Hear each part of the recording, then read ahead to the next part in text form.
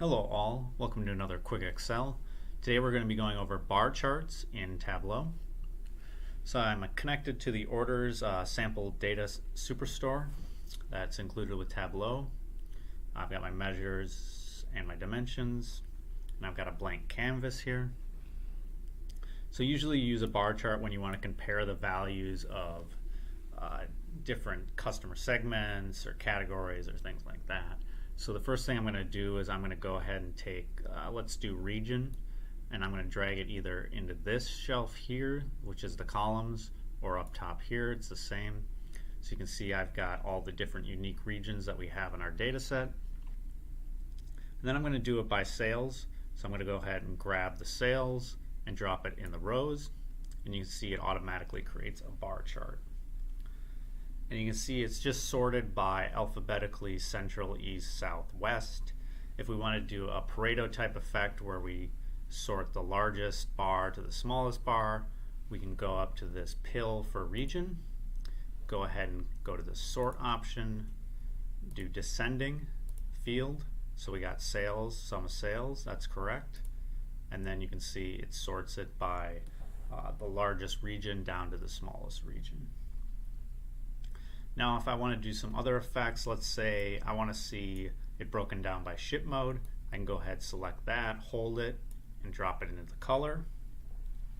And then you can see it's a stacked bar now by the ship mode. And now let's say I want to do not just sales but also quantity side by side the sales.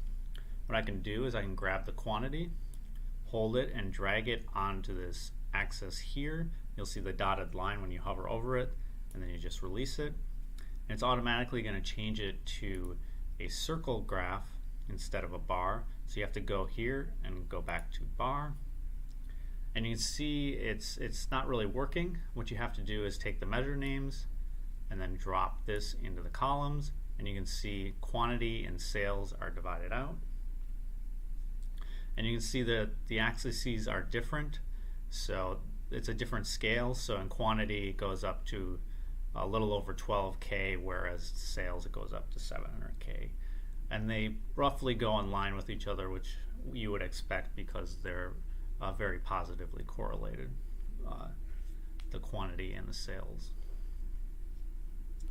Another thing you can do if you don't like this vertical way, you can go up here and this will switch the rows and the columns.